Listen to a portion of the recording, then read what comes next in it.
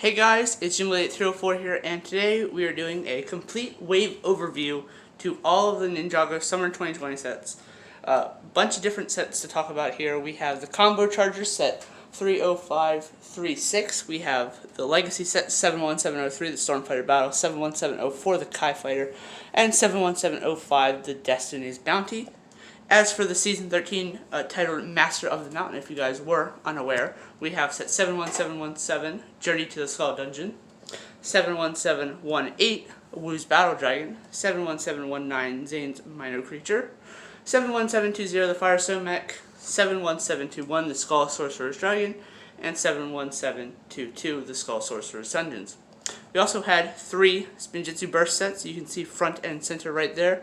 Set 70685 through 70687, and they're both all 3 of those are basically the same build. Just I bought 3 of them because I wanted to have them all. So we have a bunch of different categories we're going to talk about here. I'm going to give you general information about what it would cost you to buy the entire wave of sets here, and we're going to go over things like the best sets, the worst sets, best value, worst value, best playability, best minifigs, display, and a must buy and stay away. And we're also going to talk about the board game, which can combine the 4 sets on the right to form the board game. So what you need to know is that to buy all of these sets, it would cost you $585, including 1 of the polybags. I have 2 because there are 2 models. You can build a mini X1 Ninja Charger or a mini Kai Fighter, which I bought 2 to build both. So I'm assuming they will be available at some point at Walmart or Target. I bought mine at the Legoland Discovery Center because I couldn't find them in my area yet, but polybags will vary. And if you spend $585 to get 1 of every set, you would get 6,551 total pieces, not including extra pieces because they're not counted in the actual manual. And you get 33 minifigs. Some of which are just repeats of others. You know, you get Zane in a couple sets, you get Cole in a couple sets, you get each ninja in at least 2 sets, which is very appreciated. And obviously the legacy figures are the same ones that we got the past couple years. And the Spinjitzu Burst minifigs I think are the best minifigs in this wave, but we'll get to those when we get to the best minifigs category. So we're going to take a look at the 3 best sets first, and they're all right here. You got Wu's Battle Dragon, the Destiny's Bounty, and the Firestone Mech. So, Wu's Battle Dragon is a cheap $20 set. It's a very nice $20 dragon. I believe it's like the cheapest actually, no, it's not, because we got a smaller dragon in 2016. But it is very good. It's a very good small dragon, and that's something that can't really be said a lot. As for the bounty, if you do not have a Destiny's Bounty, this is a clear choice. I did my Ninjago Destiny's Bounty all of them comparison, and this one came in second by just 1 point. It lost to the movie one very clearly. This one is a very solid Destiny's Bounty. If you're looking for a good pirate ship, get the Ninjago movie bounty. If you're looking for a good Destiny's Bounty, like you want a Destiny's Bounty to be able to play with and stuff like that, this is your go-to. And in the back, we have one of the better mechs as of recent years. Obviously, Lloyd's Titan mech is a very good mech, but I talked about that in the videos about the 2019 Summer Wave with Secrets of Forbidden Spinjitzu. But this is a very good mech. If you see it on shelves next to the Titan mech, I would say get the Titan mech, but this is still a very good mech. And from taking a look at the best sets, we slowly take a look at the worst set of the wave easily. The Stormfighter Battle is $30 with 165 pieces, which is not good. This Stormfighter is not a very good build. Like, I mean, it's good for like a 4+ build, but not in standards like of Stormfighter, because we just got a Legacy one last year, and that is probably still available on some shelves as of the recording of this video, which I believe it's still available at my Walmart if I'm not mistaken. As for the snake build is okay. The little green car right there, that's fine or whatever. The temple is definitely the best build of the set, and it is the biggest build of the set. And I think the temple is a very good build for what it is. It's kind of like a mini fire temple, but also kind of not. And I think it's just a solid build overall. Also, making the category of worst sets, we have the Spinjitzu Bursts. I've had just a very bad experience with these recently. I bought them all, and they just, at least for me, they don't work right. I'm going to demonstrate how one should or shouldn't work. We'll find out, because I don't know, because they're so random. You have no idea to tell if it's actually going to work or not. I don't know what you have to do different. See, that didn't work. See, it was supposed to open up like it shows in the box, but it didn't. So therefore, it doesn't really work as intended. So that's why they're in the worst sets. They do have some of the best minifigs of this wave, I will give them that, but they're just not good, especially for $10. I wish they were like $8. And this one might be an unpopular opinion, but I think the Skull Sorcerer's Dungeon is also one of the worst sets of the wave. I definitely like the look of the dragon. It's very cool. I love the bone look to it. I think that looks very nice. I love the black fabric wings that the dragon has. The dragon's head is built up very nicely. It has a reuse of a printed piece that we saw, I believe, on the Ultra Dragon. I love the lime green and translucent neon green thrown in there with it as well. It goes very nice with the Skull Sorcerer himself. But the build is very front heavy. As you can see, it is at least mine looks like it's kind of leaning forward. I can see why, because there is more towards the front. But I wish it would have been more balanced out. I wish it would have been more like the Moro Dragon from 2015, because that was a very good bad guy dragon. And this one, it's just, like, it's not terrible. It's just not what I was expecting it to be. And as for the wings, you can't fold them any more than what position they are in right now. I mean, you can bend them, but you really shouldn't. And the tail isn't fixed in place, so it's always going to lean to one side, which is also an unfortunate thing about it. And if you want to fold the wings back for display, it's going to look really weird. I'll show you what that looks like. So if you were to fold the wings back for display, that's what it would look like. You would see the undersides of the wings, and that's just not a great look.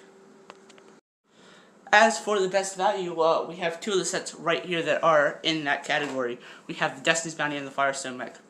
We'll start with the Firestone Mech. It is almost 1,000 pieces for $70, which is an incredible price per piece ratio, and just you get a lot of good pieces with it. You get a lot of nice gold detail-y pieces that you wouldn't normally get in a set like, let's say, the Minor Creature. You do get some gold detail-y pieces in there. We'll talk about that set later on. And you get a lot of nice rock pieces. You get a lot of nice stickers to use for like detailing and stuff like that. I know some of you guys aren't huge fans of stickers, but some of the stickers in that set are pretty cool. And you also get Kai, Cole, Nia, and both months Mert and Mo, which is pretty nice. You also get one of the I believe it's a Shadow Blade, which, you know, these blades are completely irrelevant to anything. But overall, the mech is very good for $70. Again, if you have the extra $10, buy the Titan mech, but if you don't, I'd say you'll be pretty happy with the Firestone mech as well. Then, as for the Destiny's Bounty, $130 for almost 1,800 pieces, making it the most expensive TV bounty that we've gotten, or at least tying it with the 2015 Possession one. But that one also had a side build for the dragon, and with a dragon, so take that out, you're looking at probably about $100 there. And this one is just incredible. It's really good. If you guys saw my Destiny's Bounty comparison, you know how much good stuff I talked about this one. And like the minifig selection is really good. You get all the main heroes: Kai, Cole, Jay, Zane, Lloyd, Samurai X, and Master Wu. With Samurai X is Nia, if you guys didn't know that. Spoilers, but whatever. And the Destiny's Bounty is just a very good build in general. It's a very solid build. The play feature to fold down the wings, I'm not going to do that now, but it's very good for that. You also have some nice interior space in that little tan and red room in the back. And just the detailing on the set is really good with all the slopes that they use, especially for, like, I guess would be the engine pods that they use for the bounty to be able to fly. There's also a little cannon with a stud shooter. And just a lot of good stuff about the set in general. And for the first time today, the Journey to the Skull Dungeon takes a category, gets a chance to appear in a category besides, you know, talking about the general information. This set has 4 minifigs, 401 pieces, and it's only $30. This could be a $40 set, but it's $30. And I think that's very good for LEGO to do that. I think $30 is a very fair price for this, and I think it looks absolutely incredible for you know, what you get here. I think overall it's a really good set too. You have, you know, part of the board game, you get one of the spinners for the die. You get 3 characters for the ninja, which is nice. You get all 3 of them that wear silver armor, and you get one of the months as well, which is the cheapest way to get one of him. So, overall, pretty good value here. 4 minifigs, $30, can't go wrong. And the last one to talk about the best value, the Kai Fighter. 513 pieces for $40. I think it's a very good bargain for this set. Very good details overall, much better than the original Kai Fighter. I did a comparison on those 2 models as well. You get 2 Ninjoids, which is nice, and not just one. You also get Lloyd, who I believe His torso print is exclusive compared to the one in the Jungle Raider. And you do get the Kai, who is exclusive, at least for now. So, overall, really good value here with some nice minifigs in general. I love that you get 2 Ninjroids. This little side build is, it's whatever. It's a little side build. There's not much to say about it. But it is pretty cool, the fact that you do get something for the bad guys to use. Compared to some of these sets, like the Spinjitzu Burst, there's nothing there. The Blues Battle Dragon doesn't really have anything. The Bounty doesn't really have anything. The Firestone Mech doesn't really have anything for the bad guys. I mean, they have those little stands for the blades, but other than that, that's all you really get. As for the worst value, that easily goes to the Stormfighter Battle. I know it's a 4+ set. There are some larger pieces, like the piece used as the base of the jet, and the base of the temple, and the big door piece, because that's not multiple pieces. That's one solid piece there. So you can argue that, but I just feel like they could have gotten away with this being $20 or $25. And I don't know. I can't justify $30 for that. If you guys, maybe you have like a 3-year-old who wants to try building something, and I'd say go ahead and get this for him, because it's a good small build. Nothing too complicated about it. Like, there's no Technic building or anything like that. Overall, it's a solid build, but not for $30. And the Stormfighter, there's a better one in the market for $40. Speaking of terrible value, look what we got. We got the Spinjitzu Burst sets. These sets just don't present a good value. They don't work right, at least in my experience with them. I showed you guys earlier on in the video that they didn't work correctly. And for $10, you get a nice minifig and a couple nice pieces. That's about it. You get a couple nice orange plates, a couple gray plates, a couple translucent pieces. You get these really nice rock pieces that they use. As well as just, again, the minifig in general, which is just kind of disappointing in my opinion. I just wish there would have been something else to this, or at least that they worked better, and then they probably wouldn't be in this category. Now for the category of best playability, you can see we have the Skull Sorcerer's Dungeon, and there's just a lot to do in this set. Obviously, it's meant to be played with. It's supposed to be part of the board game that I mentioned, which I'll show you guys how all that stuff connects in a little bit. But overall, just very, very nice. A lot of playability. You get a lot of good minifigs with it. You get the Skull Sorcerer. You get 3 Ninja as well, which is nice. We'll talk about the Dragon as well, because that's also in this category. Just a lot of play features. You can have them go up that side through the front door. Get the blade. There's another blade in the back through the lava flame door thing, which is cool. You also have a cage, to hang one of the ninja, and just a bunch of accessories to play with as well. And if you want to play the board game, I think you could probably play it with just this set, to be honest. So if you definitely are looking for a play set, this is it, but it's also $100. So keep that in mind.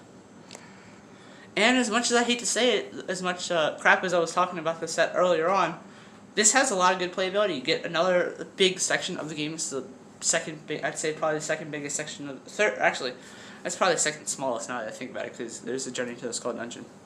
But the Dragon has a lot of nice playability. You can flap the wings up and down, kind of.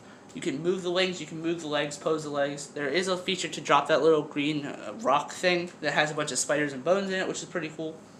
And there's, again, part of the board game, which is nice. There's not really much more to say about it, other than it has good playability, even though the build of it could be, improved a good bit, I would say. As for the category of best minifigs, I think the Spinjitzu Burst is easily, champion of that category. You get 3 really detailed minifigs here with the energy patterns that they have, and really nice back printing as well with the dragon emblem, or made of their elements or whatever. It's really cool. Face prints as well, really nice. Pretty similar thing going on all 3.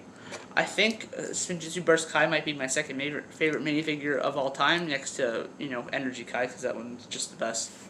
But overall, I think you get really solid minifigs here. Unfortunately, the sets that they come in are $10, and wait for them to go to $8, and then I'd say it's probably be the best time to get these, because they're just not good on their own for $10. You get these nice pieces with them as well, but not worth $10 alone. Not at all. And as for another set with really good minifigs, we have the Skull Sorcerer's Dungeon. You get 3 of the Ninja, you get the other 3 in the Dragon, which is also in this category as well.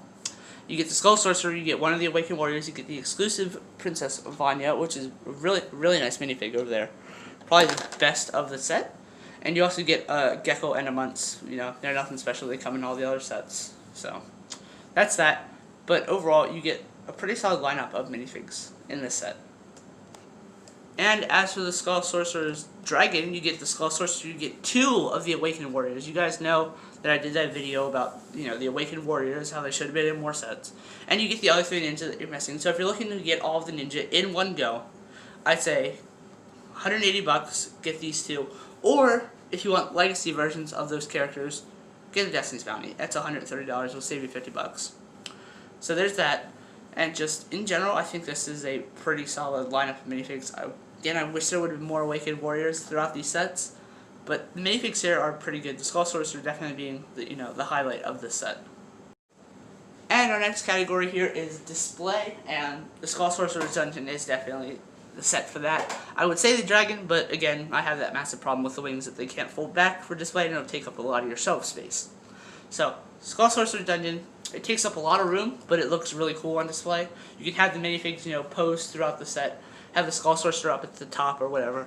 You can have each of the ninja, making their way around to a different obstacle or something like that. You can have one of them trapped in the cage and stuff like that. Just a lot of good display value here, and a lot of display and playability, which is something that some of these sets have a lot of or none of, in my opinion.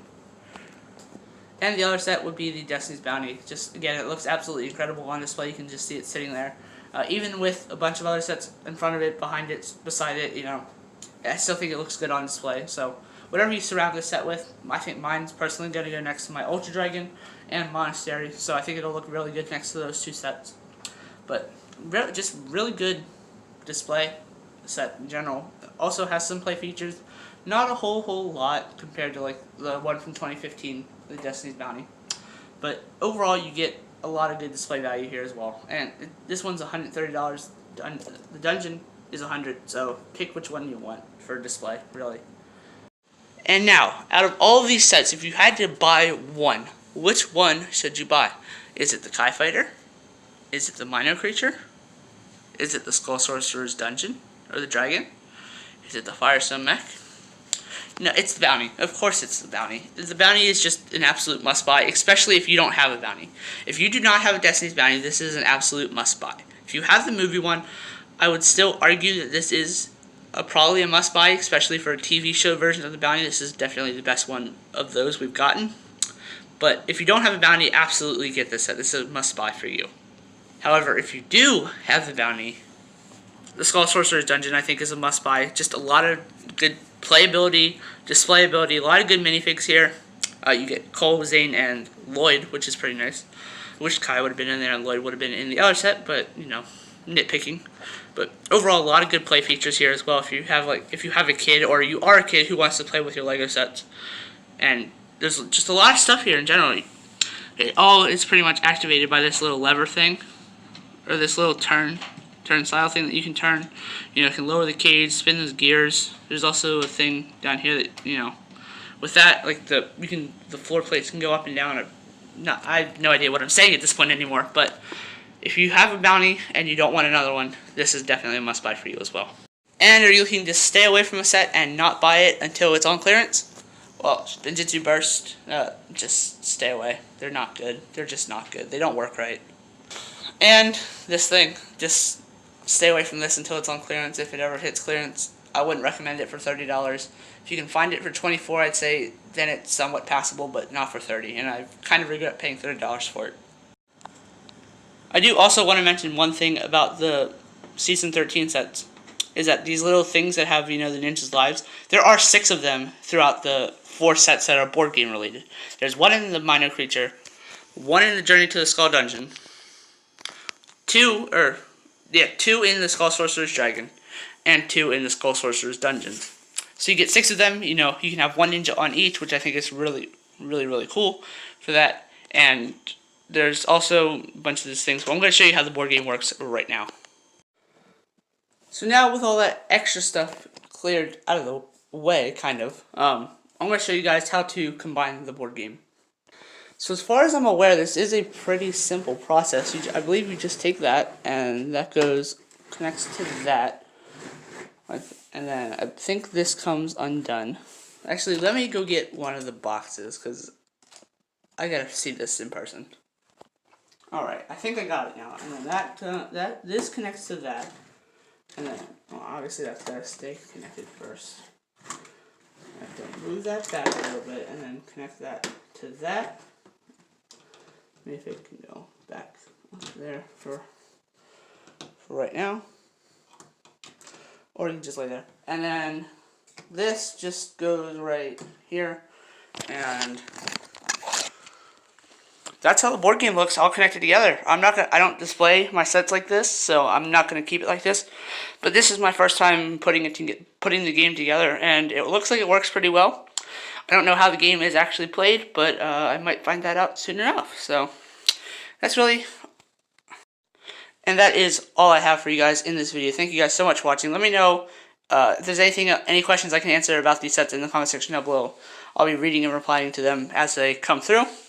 But thank you guys for watching. I hope you enjoyed. Let me know what set's your favorite, what's your least favorite, what sets you plan on getting, what you already own, all that good stuff. But again, thank you guys for watching. This is djinnblade 304, signing off. Bye.